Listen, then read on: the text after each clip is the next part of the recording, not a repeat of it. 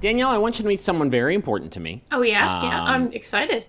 It's a woman named Douglas. Nope, wait, it's a man. Nope, wait, nope, wait, oh, wait, nope. Oh. I think, okay, yeah, it's a guy named Douglas. Yeah, he's definitely got a cool tank top. I like that. He's got a cool tank top, and he's going to use that to survive the post-apocalyptic wilderness. Oh, good. This is Sheltered, a game that launched on early access. I want to say last week or maybe the week before last. Okay. On Steam, and it also came to Xbox One's like budding early access indie program. Yeah, gotcha. I just wanted to check and see if you liked Douglas's sweater vest and jean shorts combo that he had. It was good. It was excellent. But she's courageous. Oh, look, a small eater. Yeah, this is That's a small good. eater named Charles. This is their child. So in Shelter, you create this family of 4 with 2 parents and 2 kids. And you can customize their looks. You can give them a special trait, which will sort of change how they behave, and then you can give them a stat array. So this is your bunker. This is your shelter in Shelter. Cool. And if you've played Fallout Shelter, I think that's like the comparison I've seen most. I made a mistake there. You're not supposed to open up both of those doors at the same time, or else you flood the chamber with radiation. But it seems like my children managed to survive that. They did fine. If they have a third arm or something, whatever, that's helpful. That's just, it's a helpful trait. Yeah. It'll increase their productivity by roughly 50%. Yeah, absolutely. So in Shelter, you have resources. You start out with a bunch of resources that you find, that your family finds in this shelter that they come across. And basically, it's up to you to survive. You have some time limits in the form of like food and water. If you run out of those, obviously, you're in a lot of trouble. There's a crafting system, so you can spend resources to build basic sundries. So here I'm building a sleeping bag. Because you can see that little red circle over Mom's head. There's sort of a Sims-esque system of needs. So she is tired. There's no bedding available in this house, so Dad's going to build a sleeping bag so that she can take a rest. Excellent. But that was all nice of their, of him. Yeah. Yeah, all their needs are like tracked in that bar to the left, but you also get those little prompts over their heads. So one of my kids is sleepy. Dad needs to use the toilet. He's just going to do it in a bucket right next to his daughter. Dad. It's so embarrassing. What a dad move. Cargo shorts, Dad. Oh. Ugh. How could you do this? I have to say, go ahead. No, in addition to those like basic sundries, you can build like beds and roughshod toilets and showers and stuff. You have these essential like items above you, which are like air and water filters. You have a generator, and you have to keep that stuff upkept, or else you are definitely dead. Oh, wow. So in order to find resources, you have to go on these expeditions. And in order to do so, you can pick up to 2 people to go out into the wild. You equip them with whatever you want. Usually that means a gas mask, or else they will die, and a weapon. And then you send them out into the wilderness, and there's sort of an exploration aspect to it, because you don't know what the map looks like until you start getting out there and walking around.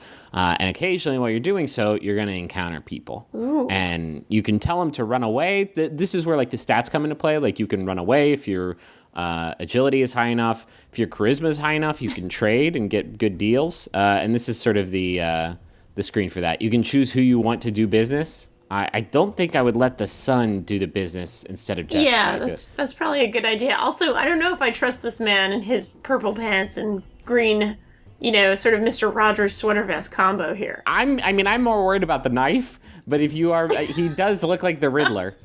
He really does. It's, Riddler Roger right here. It's an issue. I don't trust him as far as I can throw him, but I am going to trade with him. So you have to be pretty like smart about the resources you take into the wilderness and what you bring back. So I brought some just junk with me that I didn't think I was going to need, and I swapped this plastic bin for a wooden plank. That sounds like a fair trade. Sounds like a good one. Yeah. I think so. There's no way to, after you've traded with somebody, beat them to death and get your stuff back, which seems like maybe something you would want to do on occasion. The game there's a really, really tricky balancing act that you have to do with all your resources, because you need water to go out into the wilderness. And most of the time, your water's going to come from rain that you purify with your water filter. And if it doesn't rain, like, you just can't go out. And if you can't go out, then you can't get new stuff. And if you can't get new stuff, like, you might just be screwed over. So you don't know, like, when you are going to have a surplus and when you're going to have a famine. So kind of like real life in California right now. Kind of like real life in California. Yeah, sure. So like, I don't know. It's kind of a frustrating thing because this family, I will be honest, I kind of abandoned. Oh no. It didn't rain for like a week. I ran out of water. I couldn't go out, and it was a bad scene. So let's just say their fate is sad. So Gregory came to my door. Gregory's like, let me chill with you.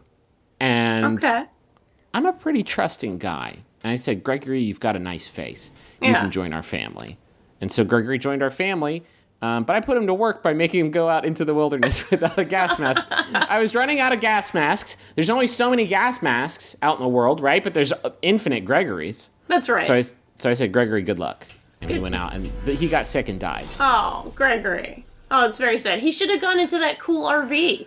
And then I had Dad go up and fix a water filter without a suit on, and he also died. So that was bad. Everything's kind of getting bad in my shelter. Corpse. We're out of food, but luckily Mom is able to throw old Gregory into the oven and make some food for us. Good. And what a delicious Gregory. Anyway, we got some delicious Gregory. My family all died. You may have noticed that when she did cook up Gregory real good, she gained trauma, and the higher your trauma gets, the less effective your family is. That's probably realistic. If I had to roast a Gregory, I might be a little. This was my favorite. This is my favorite thing I was able to do while playing the game. I created kid force. I just kept sending my 2 kids out into the wilderness with pipes, like go get me some supplies, and it actually went pretty well. Nobody really. Yeah, these kids are smart looking. Yeah. And then I sent shirtless Richard out. Oh, good. And Larry's like, Richard, I'm gonna kill you. And Richard's like, look at my perfect body. You can't do anything. And then Larry was like, well, maybe I should just scoot. Yeah. Oh, look, he chases right after him. Yeah. So there's a lot of different ways that these encounters can go. Here, I tried to bully Jessica to like give me her supplies, but then Jessica didn't really acquiesce to that, and so we had a little fight. Oh no. Yeah. I have not survived many fights, so I don't know much about how the combat system works. But you can choose when you attack whether or not you want to go for the kill or if you want to try to subdue them. Jessica's knife was doing. She's tough. She was doing a lot of damage, so I went with the subdue option, which didn't kill her, which I thought was pretty nice. Yeah. And then I can steal her shit. Yeah, just leave her for dead by the pharmacy with the cool graffiti. I'm sure she'll be fine. Unfortunately, she'll be all right. Shirtless Richard did pick up some trauma because attacking people is a bummer. Anyway, this is sheltered. It's still in early access. I'll be curious to see like how they develop it out from here. I'm turning up my light by the front door maybe to make my shelter a little less inviting. It's definitely cool, and it's by Team 17, the people who did Worms, and it's kind of a big departure from that. But I've enjoyed what I've played. It's super hard, like really, really, really difficult. You can see I've added 1 room to my shelter. That's about as much as I've expanded. And a dog. But yeah, I think it's worth keeping an eye on as it continues through development.